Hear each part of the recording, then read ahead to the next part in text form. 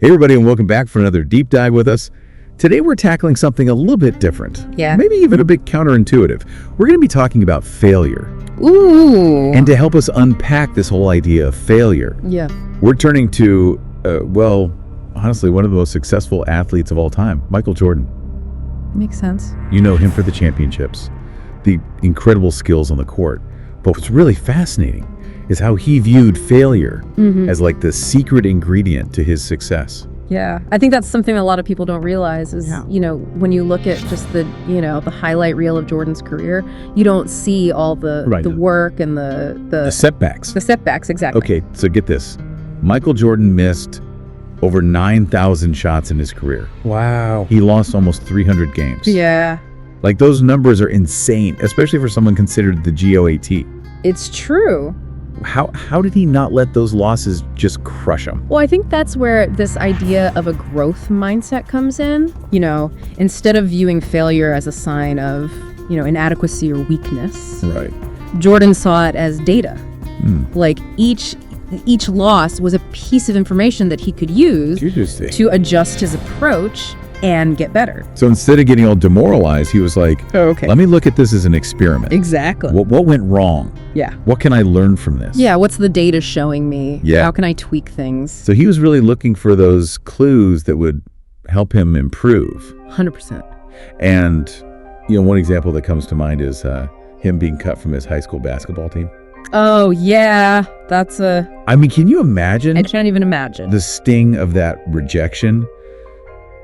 Especially for someone as talented as Jordan. Yeah, for someone who's going to become... Right. Like, most people would probably just say, Yeah, forget basketball, I'm done. exactly. Yeah. But not Michael Jordan. But not Michael Jordan. Right. Yeah. He takes that experience and he doesn't let it define him. He uses it as fuel. He channels that disappointment into hours and hours of practice. It's like he took that failure and turned it into the foundation Yes, for all his future success. 100%. It's really remarkable. And I think this is a great example of what a growth mindset is all about. Okay. It's that belief that your abilities aren't fixed. Right. They can be developed through hard work and dedication. So it's not like, oh, I'm just not good at this. Yeah. It's, I'm not good at this yet, but I can get there. Exactly. You can always improve. That makes a lot of sense. But wasn't there a danger of him like getting stuck in this cycle of failure? Like, how did he keep going even after repeated setbacks? Well, I think a big part of it was his unwavering belief in himself. Okay. He trusted the process. He had this deep inner knowing that if he kept practicing, kept learning from his mistakes, he would eventually reach his goals. He had that famous quote, Oh, yeah. I failed over and over and over again in my life, and that is why I succeed. Powerful quote.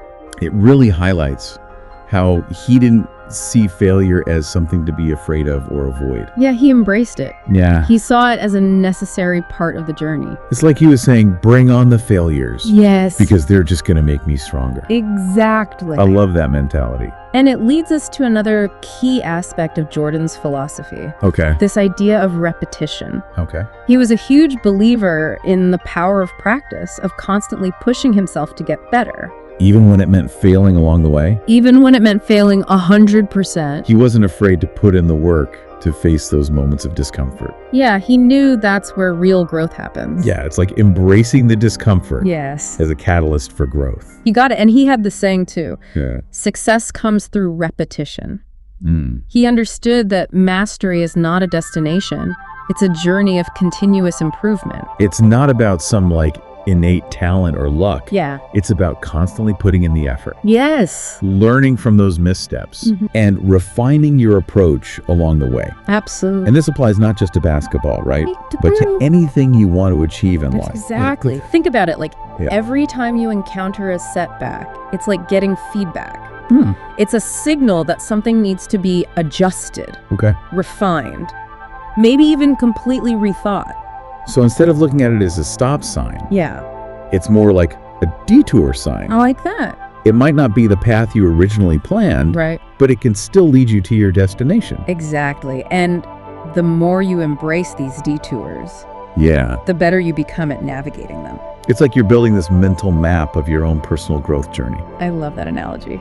But it still makes me wonder, How did he deal with those high-pressure moments? Yeah. Those game-winning shots when the stakes were so high. Right. Didn't the fear of failure ever creep in? Of course he was human, just like us. But he had this amazing ability to channel that fear into focus. He once said, "Fear is an illusion." Wow. He believed that if you prepared thoroughly, if you trusted your skills, you could overcome that fear and perform at your best. So he wasn't immune to fear, but he didn't let it paralyze him. Exactly. He used it as fuel, as motivation to push himself even harder. Yeah, and I think that's such a powerful lesson for all of us. Yeah. Because we all experience fear. Of course. Especially when we're stepping outside our comfort zones. Right. And trying to achieve something big. But it's how we manage that fear that determines whether it holds us back or propels us forward. So it's not about becoming fearless. Right. It's about learning to dance with that fear. I like that. Use it as a compass that points us toward growth. Beautifully said. And this brings us back to the importance of self-belief. Yes. Jordan had this unwavering confidence in himself. He did. Even when others doubted him. He knew he had the potential to achieve greatness, even when he faced setbacks along the way. He had that inner knowing.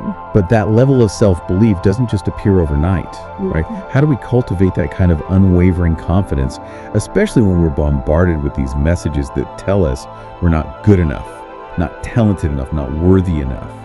That's a great question, and it's something we all struggle with, but I think it starts with recognizing your own inherent worth.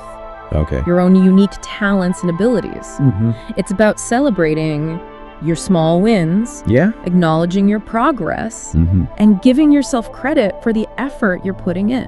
So it's about shifting our focus from that external validation to internal validation. Exactly. From seeking approval from others to truly believing in ourselves, even when we make mistakes or fall short of our expectations. Even when we fail. Exactly. It's about trusting your own inner compass, your own intuition, believing in your capacity to learn and grow from every experience, even the challenging ones.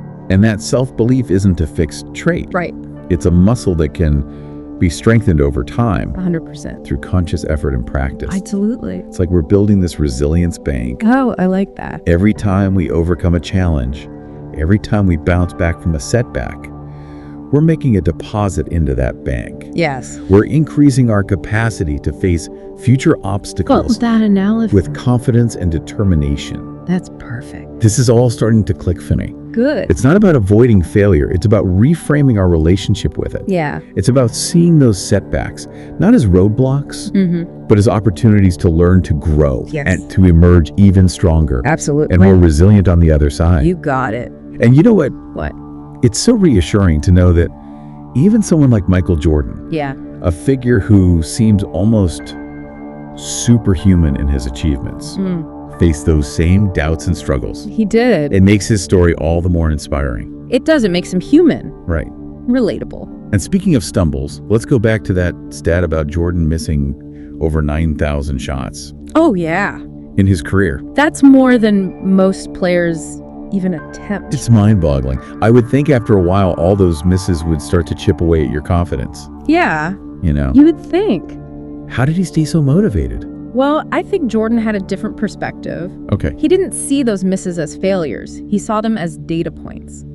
Interesting. Each miss provided valuable information that he could then use to refine his technique. Got it. To adjust his strategy and ultimately get closer to his goal. So it's almost like he was turning those misses into fuel. Yes. Each one pushing him to work harder to get better. Yep. To prove that he could overcome those obstacles. Absolutely. And that brings us to another key takeaway from Jordan's philosophy. Okay. The importance of perseverance. He understood that success wasn't a straight line. Right. It was a journey filled with twists and turns. It's a marathon, not a sprint. Setbacks and triumphs.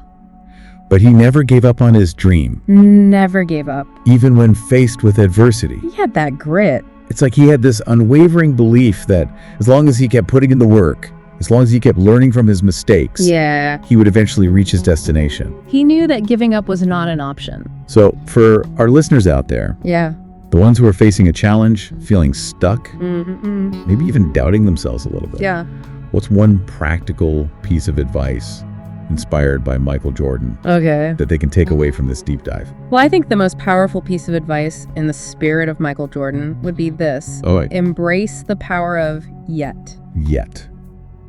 What do you mean by that? It's about shifting your perspective from I can't do this to I can't do this yet.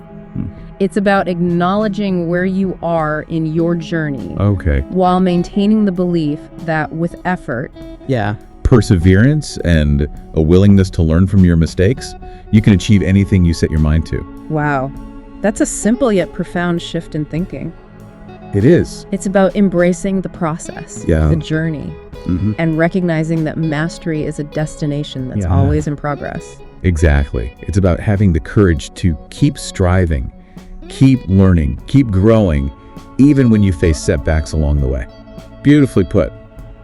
Well, folks, there you have it. Another deep dive complete, Mac. We hope this exploration of Michael Jordan's relationship with failure has provided some food for thought. Yeah, Maybe even a little inspiration to embrace those setbacks as opportunities for growth. absolutely. Remember, you can't win championships without missing a few shots along the way. And to our listeners, we'd love to hear your thoughts. Yes. How has this deep dive resonated with your own experiences? Yeah. What's one yet that you're going to embrace in your own life? Ooh, I like that. Share your reflections on social media and let's keep this conversation going. That's right. Let's create a community where we can all support and inspire each other on this journey of growth and mastery. Yes. Until next time, keep exploring, keep learning, and keep diving deep. See you next time.